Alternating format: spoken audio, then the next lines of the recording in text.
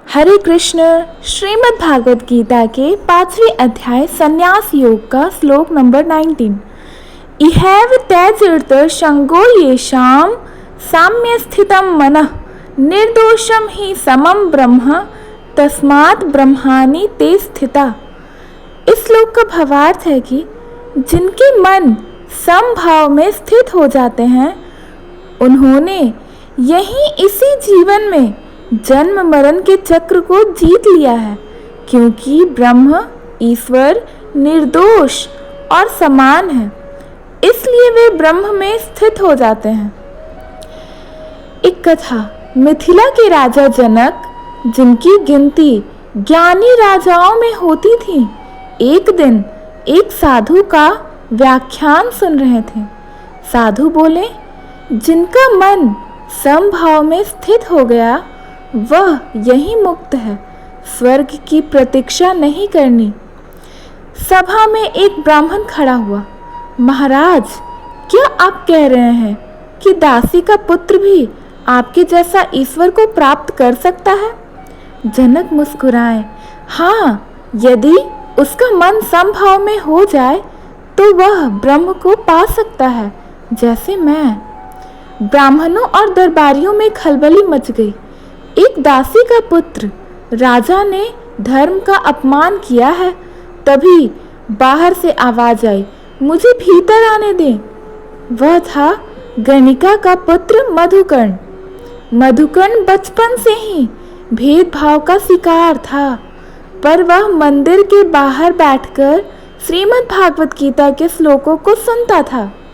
उसने मन में भगवान को पुकारा, हे प्रभु, मुझे ज्ञान दो, मुझे मोक्ष चाहिए। सालों के ध्यान, सेवा और तप से उसका मन समत्व में स्थित हो गया। जनक ने एक परीक्षा ली। सभा में एक सोने का हार रखा गया। पूछा गया, इस हार को देखकर क्या लगता है? ब्राह्मण बोले, यह धन का प्रतीक है। राजपुरुष बोले, यह राज्य और वैभव का प्रतीक है। मधुकर्ण बोला, यह न तो मेरा है न तेरा, यह बस परमात्मा की एक लीला है। जो इस हार में ईश्वर को न देखे वह मोह में है। जनक ने मधुकर्ण के चरणों में प्रणाम किया।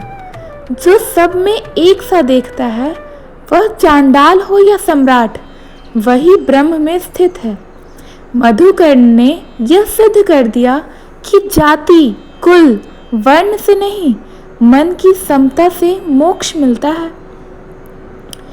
श्लोक से संदेश यह मिलता है कि समता यानी कि इक्वालिटी और समदर्शिता ही मोक्ष का मार्ग है।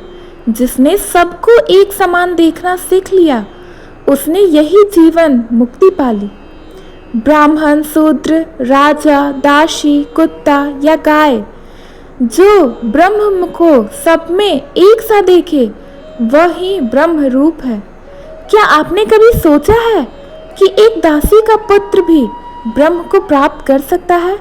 हाँ, यदि उसके मन में समता आ जाए तब, क्योंकि ईश्वर किसी की जाति नहीं पूछता, वह देखता है क्या तुम्हारा मन सबके लिए समान है। 20वां श्लोक।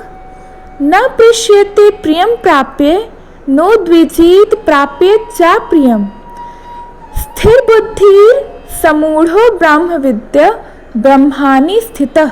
इस श्लोक का भावार्थ है कि जो व्यक्ति प्रिय वस्तु मिलने पर हर्षित नहीं होता और अप्रिय वस्तु मिलने पर विक्षिप्त नहीं होता, जिसकी बुद्धि स्थिर है और जो मोह से रहित है, वह ब्रह्म ज्ञानी व्यक्ति वास्तव में ब्रह्म में ही स्थित होता है।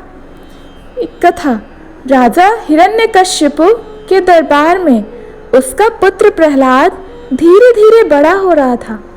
हिरण्यकश्यप चाहता था कि प्रहलाद उसे ईश्वर माने, पर प्रहलाद कहता, मेरा ईश्वर तो एक ही है, नारायण।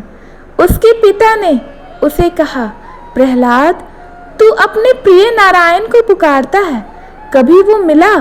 प्रहलाद मुस्कुराए, जो अंदर बैठा है वह बाहर दिखे ना दिखे, वह सदा मेरे साथ है। प्रहलाद ने कहा, हिरण्यकश्यप ने प्रहलाद को जहर दिया। प्रिय जीवन छीनने वाला था, पर वह विचलित नहीं हुआ। उसे हाथियों के पैरों तले कुचलवाया गया। अप्रिय दुख सिर पर था, पर प्रहलाद मुस्कुराता रहा। जो न प्रिय से हर्षित हुआ, न अप्रिय से दुखी, वही ब्रह्म में स्थित है। जब हिरण्यकश्यप ने खंबे से पूछा, क्या तेरा नारायण इसमें भी है? प्रहलाद ने सिर झुकाकर कहा, हाँ, वह सब में है। और तभी खंबा फटा। नृसिंह रूप में भगवान विष्णु प्रकट हुए। क्योंकि एक स्थिर बुद्धि बालक न प्रिय में डगमगाया, न अप्रिय में घबराया। प्रहलाद केवल नाम से भक्त नहीं था, वह ब्रह्म में स्थित आत्मा था, जिसे न लालच लुभा सका, न यातना डरा सकी। उसने सिद्ध किया कि जो व्यक्ति हर्ष और विषाद दोनों से परे हैं, वही ब्रह्म को जानता है। श्लोक से यह सीख मिलता है कि जीवन में जब अच्छा घटे तो उछले नहीं, और जब बुरा घटे तो गिरे नहीं। जो अपने मन को अडिग बना लेता है, वही परमात्मा को पा लेता है। क्या आप वही हैं जो छोटी छोटी बातों में रो पड़ते हैं, या वही जो एक हार में टूट जाते हैं? तो जानिए, जब तक हर्ष और विषाद से ऊपर नहीं उठेंगे, तब तक ब्रह्म से एक नहीं हो सकते। ब्रह्म वह है जो सम है, स्थिर है, निर्मल है, और वही आप बन सकते हैं, यदि आप बने जैसे प्रहलाद। धन्यवाद। अगर आपको ये दोनों श्लोक का अर्थ समझ में आया, अच्छा लगा, तो प्लीज़ हमारे वीडियो को लाइक करें, अपने फ्रेंड्स फैमिलीज़ के पास शेयर करें, और सब्सक्राइब करना ना भूलें। राधे राधे। राधे राधे। हरे कृष्णा। लेके जाए।